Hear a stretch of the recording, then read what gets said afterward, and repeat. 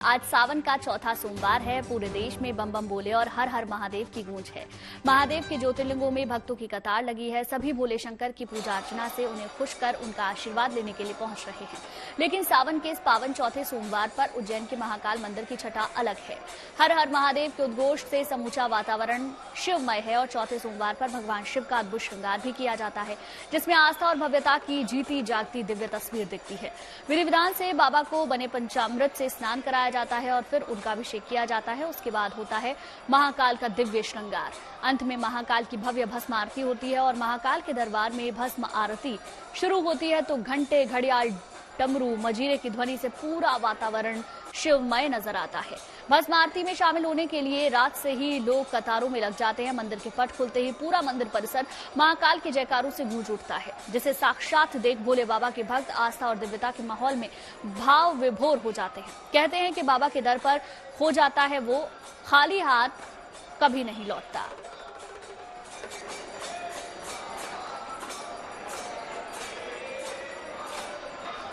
देखिए, अलग अलग जगह की ये तस्वीरें हम आपको दिखा रहे हैं। आप देख सकते हैं किस तरीके से आस्था का सैलाब हर तरफ उमड़ रहा है, भक्तों की भीड़ है। पहली 3 तस्वीरों में आप देखेंगे कैसे पंचामृत अभिषेक महाकाल का होता है, उसके बाद भस्म आरती और दिव्य श्रृंगार किया जाता है। कहा जाता है कि उज्जैन महाकाल जाकर अगर कोई भी व्यक्ति भस्म आरती में शामिल हो जाता है तो अपने तमाम पापों से मुक्ति पा लेता है। और जब मौका सावन का हो तो ये आरती, ये भव्यता और भी ज्यादा खास हो जाती है।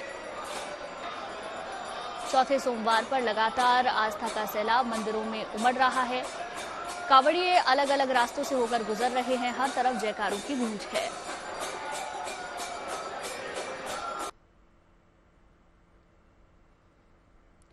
चलिए अब आपको विस्तार से बाबा महाकाल के दिव्य और भव्य दर्शन करवाते हैं। सावन की शुक्ल पक्ष की सप्तमी तिथि यानी कि आज बाबा महाकाल का भव्य दिव्य श्रृंगार किया गया। चौथे सोमवार को विशेष तौर से महाकाल अपने भक्तों को दर्शन देने के लिए रात 2:30 बजे जागे। गर्भगृह में सबसे पहले भगवान का जलाभिषेक हुआ, पूजन दर्शन का श्रृंगार किया गया। मंदिर में जैसे ही भगवान के दर्शन शुरू हुए वैसे ही चारों ओर जय श्री महाकाल की गूंज गुंजायमान हो गई। सबसे पहले भगवान का शुद्ध जल से स्नान कराया गया और फिर पंचामृत अभिषेक के बाद केसरी युक्त जल उन्हें अर्पित किया गया।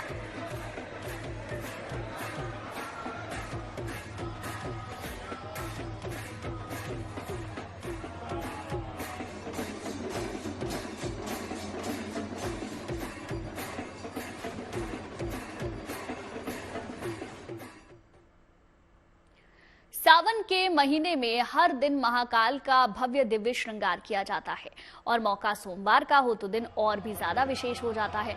सोमवार भोलेनाथ का दिन माना जाता है, इसीलिए सोमवार के दिन महाकाल के दरबार को बेहद खास और भव्य तौर पर सजाया जाता है। उज्जैन में सोमवार की भस्म आरती के दिन भक्तों का जनसैलाब पहुंचा और बाबा का आशीर्वाद लिया।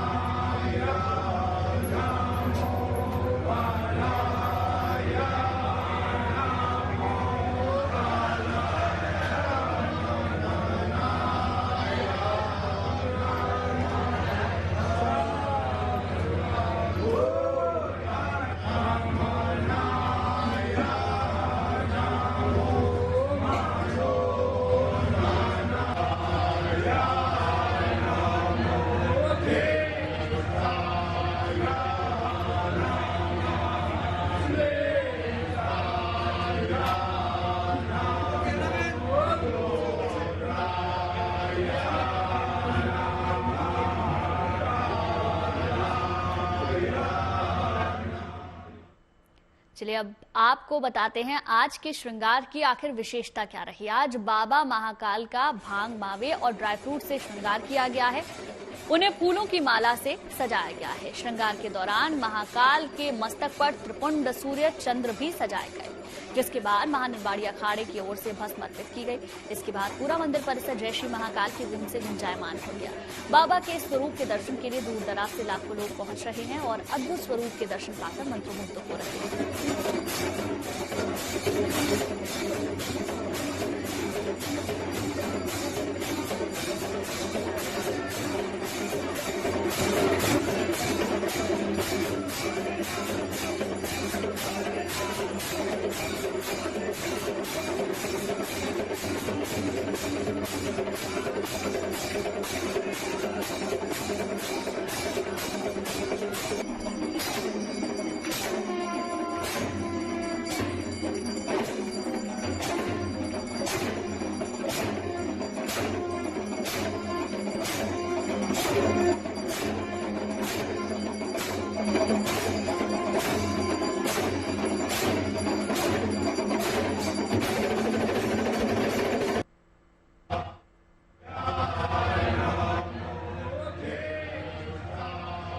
साक्षात महादेव के दर्शन बहुत आनंद हुआ, आरती में बैठ के और मंदिर में बैठ के बहुत अच्छा लगा। बहुत दिनों से चाहती कि बाबा के दर्शन हो जाए, आज हो गए। मेरी आंखें भर आ रही है, अभी बता नहीं सकते कि क्या फीलिंग है मेरी। बहुत बहुत अच्छा लगा। आज का दिन बहुत ही हमारे लिए उचित दिन रहा है। आज के दिन जैसा हमारा कभी भी दिन व्यतीत नहीं हुआ है। आज हम बहुत महाकाल के दर्शन करके शुभ अवसर पर सोमवार सावन के हम बहुत ही प्रफुल्लित हो रखे हैं। आज हमको सौभाग्य मिला भस्म आरती का और हम बहुत खुश हैं एकदम इससे। वृंदावन ब्रजधाम से हूँ और आज बाबा महाकालेश्वर के चरणों में अपने दर्शन उन्होंने मुझे प्राप्त किए, मुझे बहुत अच्छा लगा। भस्म आरती भी आज मुझे सौभाग्य प्राप्त हुआ। महाकालेश्वर हम पर अपनी कृपा बनाए रखें। तो आके हमको लग नहीं रहा था भीड़ देख के कि हमारे दर्शन आज होंगे, पर जिस हिसाब से दर्शन हुए और सबने अच्छे से मैनेज किया है तो काफी खुश हैं अभी हम लोग यहाँ आके दर्शन पाके। मतलब मेरा तो पहला था ये अनुभव, वहाँ बैठ के वहाँ पे फील करना, उनको वहाँ पे देखना, मतलब गूज बम्स आ रहे थे लिटरली हम लोगों को। हमारे लिए तो once in a lifetime moment है ये, जो हमने कैप्चर किया अपनी आंखों से। हमने लिटरली मोबाइल नहीं निकाला, हमने सिर्फ देखा, हमने एक्सपीरियंस किया है, हमने उसको वहाँ बैठ के वाइब्रेशन फील किया है। इतनी खुशी हो रही थी हम लोगों को, कोई रूल नहीं तोड़ा, सिर्फ बैठ के आरती और भगवान में मग्न रहे हैं। मध्य प्रदेश के उज्जैन में शिप्रा नदी के किनारे महाकाल लोक मौजूद है। 12 ज्योतिर्लिंगों में से एक महाकालेश्वर का मंदिर है। धरती का एकमात्र दक्षिण मुखी ज्योतिर्लिंग, एकमात्र ज्योतिर्लिंग जहां पर महादेव भस्म से स्नान करते हैं। ऐसा ज्योतिर्लिंग जिसकी कहानी चारों युगों से जुड़ी है। श्री राम से, श्री कृष्ण से, अनंत काल से ये मंदिर करोड़ों भक्तों की श्रद्धा का केंद्र रहा है।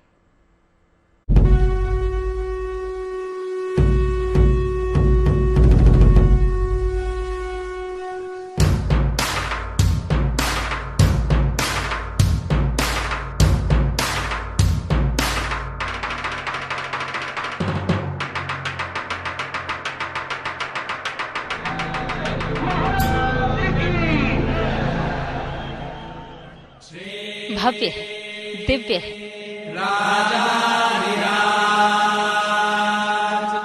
अप्रतिम है, अद्वितीय है, अलौकिक है, अद्भुत है।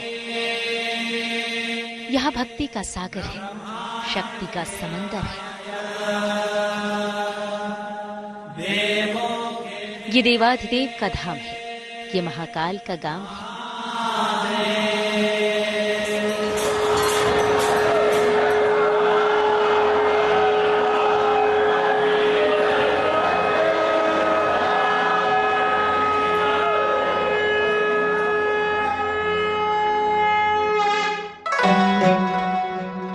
मध्य प्रदेश के उज्जैन में मोक्षदायिनी शिप्रा नदी के तट पर बसते हैं स्वयं काल के स्वामी देवाधिदेव महाकालेश्वर।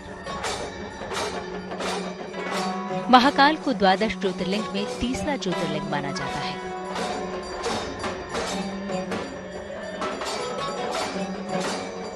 महाकालेश्वर एकमात्र ज्योतिर्लिंग है जिनका मुख दक्षिण दिशा की ओर है।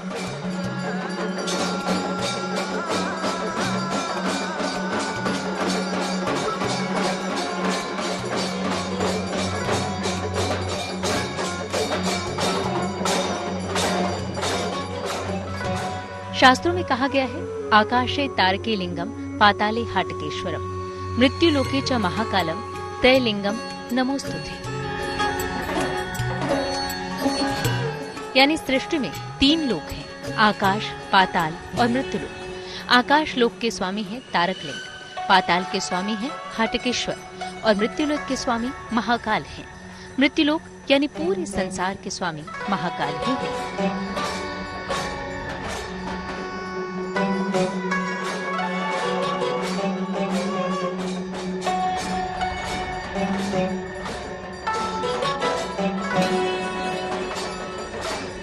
ये महाकालेश्वर ज्योतिर्लिंग जो है इस पृथ्वी के प्रथम लिंग माने गए हैं, जो मृत्युलोक के राजा कहलाते हैं। इसलिए भगवान महाकालेश्वर ज्योतिर्लिंग की जो महिमा है वो कई गुना सभी ज्योतिर्लिंगों से अधिक है। दक्षिण मुखी होने के कारण दक्षिण की तरफ किसी भी देवता को मुख नहीं होता है, क्योंकि वो काल की दिशा मानी जाती है। हमारे भगवान महाकालेश्वर ज्योतिर्लिंग का जो मुखार बिंद है वो दक्षिण की ओर है। इसलिए दक्षिण जो दिशा है वो जहाँ काल का वास है उस पे भगवान महाकाल का नियंत्रण है। इसलिए इस मंदिर का एक बहुत बड़ा महत्व है।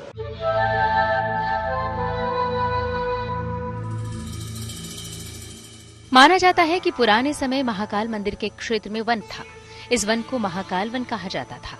स्कंद पुराण के अवंती खंड और शिव महापुराण में भी महाकाल वन का उल्लेख मिलता है। महाकालेश्वर ज्योतिर्लिंग मंदिर का इतिहास हजारों साल पुराना है। महाकालेश्वर मंदिर का अस्तित्व सतयुग के समय से है। मान्यता है कि त्रेता युग में श्री राम ने यहाँ पूजा की थी। इसके साथ ही उज्जैन का संबंध भगवान श्री कृष्ण से भी बताया जाता है। श्री कृष्ण ने यहाँ ऋषि सांदीपनि से शिक्षा ग्रहण की थी। यहीं श्री कृष्ण और सुदामा की मित्रता भी हुई। श्री कृष्ण की एक पटरानी मित्र वृंदा उज्जैन की राजकुमारी थी। त्रेता में यहाँ राम जी ने भी पूजा की, द्वापर में कृष्ण भगवान ने भी यहाँ अध्ययन किया और भगवान महाकाल के दर्शन किए, और कलयुग में आज हजारों भक्त चातक भगवान महाकाल के दर्शन कर रहे हैं। इसका इतिहास चारों युग से जुड़ा हुआ है। अवंती में महाकाल की तीसरी बार उत्पत्ति की ये कथा दूषण नाम के राक्षस से जुड़ी है। इस कथा के मुताबिक इस क्षेत्र को दूषण नाम का एक दैत्य शिव भक्तों और ऋषि मुनियों को प्रताड़ित कर रहा था। उस दैत्य को मारने के लिए शिव जी यहाँ प्रकट हुए थे। उसको दुष्यंत उसका नाम था। उसका भगवान ने आत्म स्वरूप यानी भगवान शिव की आत्मा से निकली हुई ज्योत, उसमें से भगवान शिव प्रकट होकर उसका संहार किया। संहार करने के बाद भगवान की पुनः ब्राह्मणों द्वारा, ऋषि द्वारा और अन्य लोगों के द्वारा, भक्तों के द्वारा प्रार्थना की गई।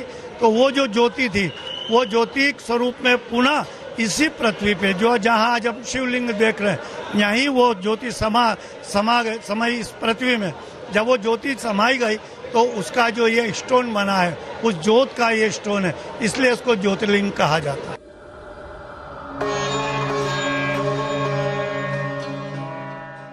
बात अगर महाकाल मंदिर की करें तो उसका निर्माण परमार शासन काल का बताया जाता है। उज्जैन में परमार राजाओं का राज 10 से 11 सदी के आसपास का माना जाता है।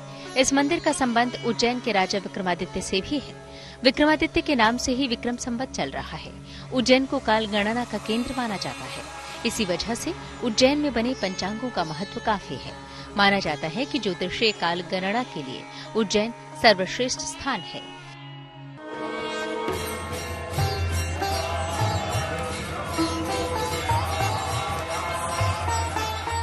12 ज्योतिर्लिंगों में सिर्फ महाकालेश्वर ज्योतिर्लिंग की ही भस्म आरती की जाती है।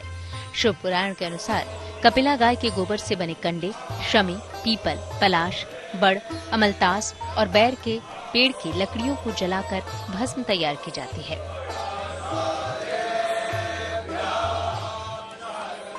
मंत्र जप करते हुए भस्म को शुद्ध किया जाता है। इसके बाद इस भस्म को कपड़े से छानते हैं और फिर इस भस्म से महाकाल की आरती की जाती है।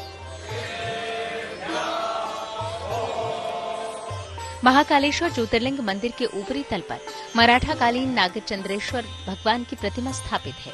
इस प्रतिमा के दर्शन साल में सिर्फ एक बार नागपंचमी पर ही होते हैं। महाकालेश्वर ज्योतिर्लिंग के पास ही 51 शक्तिपीठों में से एक हरसिद्धि शक्तिपीठ स्थापित है। शिव जी, देवी शक्ति और क्षिप्रा नदी के दिव्य और अनूठे संगम के कारण उज्जैन की धरती पुण्य भूमि कहलाती है। भगवान महाकालेश्वर के शिखर की ध्वज की छाव जहाँ तक पड़ती है वो पूरी भूमि पुण्यात्मा भूमि कहलाती है।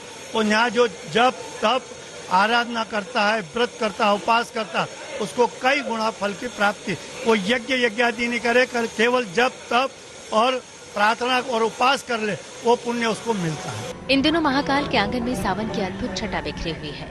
हर साल सावन महीने के सभी सोमवार और भादो महीने के एक पक्ष के सोमवार को महाकाल की सवारी निकलती है। आप सभी बिना धक्का-मुक्की किए, बिना किसी व्यवस्था को बिगाड़े हुए दोनों हाथ ऊपर कर भगवान की वंदना करें, अपने मन की बात भगवान से करें। महाकाल की प्रतिमा को चांदी की पालकी में विराजित किया जाता है। इसके बाद बाबा की पालकी को क्षिप्रा नदी के घाट पर ले जाते हैं और वहां से उज्जैन का भ्रमण करते हुए भगवान अपने मंदिर लौट आते हैं। भादो महीने की अंतिम सवारी को शाही सवारी कहा जाता है, जिसमें शान से सवार होकर अवंती के राजाधिराज महाकाल अपने नगर का भ्रमण करने निकलते हैं। Bureau report, good news today.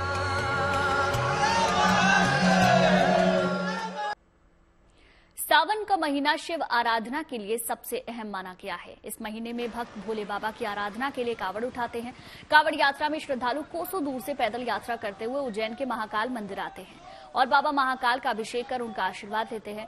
Ujjain में कावड़ यात्रा की शुरुआत पवित्र नदियों और तीर्थ स्थलों से होती है और इसका समापन शिवालयों में भगवान शिव के जलाभिषेक के साथ होता है। इन दिनों उज्जैन के महाकालेश्वर ज्योतिर्लिंग पर जल अर्पण करने के लिए हजारों भक्त कावड़ यात्रा के माध्यम से शिव आराधना कर रहे हैं। कोई 50 किलोमीटर दूर से आया है तो कोई 100 किलोमीटर दूर से। आपको 150 कावड़ियों का दल से मिलवाते हैं जो 900 किलोमीटर दूर स्थित द्वारकाधीश की नगरी से उज्जैन आए हैं। कावड़ उठाना, कहीं से जल लेना है बहुत बड़ा, भगवान महाकालेश्वर का आशीर्वाद से बहुत बड़ा कार्य है। हरिद्वार से यहाँ जल लेके आते हैं, माँ क्षिप्रा का जल चढ़ता है, संगम से इलाहाबाद से जल लेके आते हैं। सब भक्त अपने अपने सुविधा से भगवान महाकालेश्वर को जल चढ़ाने आते हैं। कई बिहार के लोग भी वहाँ बैद्यनाथ में जल चढ़ाते हैं, बाकी अधिकतर लोग भगवान महाकालेश्वर को जल चढ़ाने आते हैं। यहाँ पर हनुमान जी सबसे पहले कांवड़ लेके आए थे। जब राम का राज्याभिषेक हुआ था, जब हनुमान जी को आदेश हुआ था कि सभी तीर्थों का जल लेके यहाँ आए और यहाँ कुंडे से जल भर के आगे बढ़े, उसी के तारे तमे में यहाँ हनुमान जी की मूर्ति है। उनकी एक हाथ में लोटा है, एक हाथ में सोटा है। उसी के तारे तमे भगवान महाकालेश्वर को सब भक्त जल चढ़ाने आ रहे हैं, बेलपत्र चढ़ाने आ रहे हैं। हम द्वारकाधीश भगवान से दौड़ते हुए कावड़ लेके आए हैं और 900 किलोमीटर 70 घंटे में हमने डाक कावड़ पहुंचाई है और भोलेनाथ के अर्पण की है। सावन के महीने में विशेष जो है भोलेनाथ को कावड़ चढ़ाई जाती है, जल विशेष चढ़ाया जाता है, क्योंकि भोलेनाथ ने विष का जो हलाहल पिया था उससे उनके इस महीने में गर्मी और भगवान को मतलब कष्ट सा नहीं हो, इसके लिए सभी भक्तजन विशेष जल चढ़ाते हैं। सावन के महीने में कावड़ की विशेष मान्यता होती है। सभी भक्त की इच्छा होती है कि मैं भी जल चढ़ाऊं भोलेनाथ के, मैं भी कावड़ लाऊं, कावड़ यात्रा लाके जल अभिषेक करें। तो भोलेनाथ को प्रसन्न करने के लिए, हम रिझाने के लिए हम कावड़ यात्रा और जल चढ़ाते हैं भोलेनाथ के। भोलेनाथ जी की कृपा पूरे सावन महीने में विशेष सब भक्तों के ऊपर रहती है, इसलिए कावड़ का एक पूरे सतयुग, द्वापर, कलयुग तीनों युग में सबसे ज्यादा जो कावड़ यात्रा का महत्व था वो सावन के महीनों में ही था। इसलिए पूरे देश के भक्त जो है सावन के महीने में भगवान को जल चढ़ाते हैं। इसका शिव पुराण में भी बहुत महत्व है कि जल चढ़ाने से जितने प्राणी के जो 80 जन्मों का, 80 वर्णों का वो रहता है, जन्मों का जो कष्ट रहता है वो सारा हरा जाता है। इसलिए भक्तों में, हिंदू और सनातन धर्म में सबसे ज्यादा श्रेष्ठ कर ये सावन का महीना होता है, जिसमें अत्यंत सभी श्रद्धालु आते हैं और भगवान को श्रद्धा पूर्वक जल चढ़ाते हैं और उनका आशीर्वाद लेते हैं। हर हर महादेव। उज्जैन महाकाल का है और महाकाल सबके हैं। हर भक्त के दिल में बसते हैं, हर भक्त का कल्याण करते हैं। इसीलिए भक्त भी महाकाल के दर्शन कर खुद को धन्य समझते हैं। महाकाल ऐसे राजा हैं जो सिर्फ मंदिर में नहीं विराजते, प्रजा का हाल जानने के लिए सड़कों पर भी निकलते हैं। विशेष तौर से सावन के सोमवार को बाबा महाकाल की भव्य और दिव्य सवारी निकलती है। आज सावन का चौथा सोमवार है, ऐसे में आज एक बार फिर बाबा की भव्य सवारी शाम 4 बजे निकलेगी। आपको बाबा महाकाल की भव्य सवारी भी दिखाते हैं जो अब तक के पिछले 3 सोमवारों पर उज्जैन में देखी गई। सावन के महीने के 3 सोमवार बीत चुके हैं और हर सोमवार पर बाबा की पावन नगरी में महाकाल की सवारी निकाली जा रही है। महाकाल की सवारी बड़े धूमधाम से उज्जैन की सड़कों पर निकलती है। इस सवारी की मान्यता है कि महाकाल नगर भ्रमण पर निकलते हैं और अपनी प्रजा का हालचाल लेते हैं। पिछले सोमवार को उज्जैन में 1500 डमरू कलाकारों ने अद्भुत प्रदर्शनी दी। देखिए पिछले सोमवार की महाकाल की भव्य सवारी। देखिए 22 जुलाई को पहला सोमवार जब भव्य सवारी निकाली गई, उसके बाद अगला सोमवार पड़ा 29 जुलाई को। दूसरे सोमवार पर भी भव्य रौनक देखने को मिली और 5 अगस्त तीसरा सोमवार जब पड़ा तो ढोल मृदंग की थाप पर लोग नाचते गाजते नजर आए और उसके बाद आज शाम 4 बजे निकलेगी अगली भव्य यात्रा। काल की शोभा यात्रा की शुरुआत हुई। इसके बाद उन्हें पुलिस जवानों की ओर से ऐसे गार्ड ऑफ ऑनर दिया गया।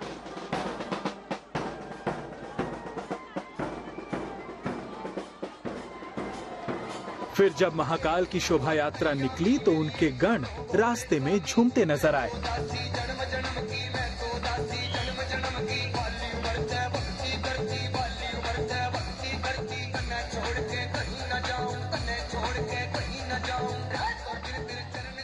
बात महाकाल की हो और डमरू भला न दिखे तो ऐसे कैसे हो सकता है। इस यात्रा के दौरान 1500 डमरू वादकों की टोली शामिल हुई। सावन के मौके पर बाबा महाकालेश्वर अपने लाव लश्कर के साथ अपनी प्रजा का हाल जानने निकले। उन्होंने पालकी, हाथी और रथ पर अपने अलग अलग रूपों से भक्तों को दर्शन दिए।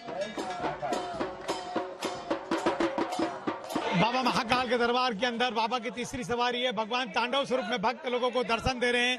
पूरे लाव लश्कर और मान सम्मान के साथ में बाबा महाकाल नगर भ्रमण के लिए निकले हुए हैं।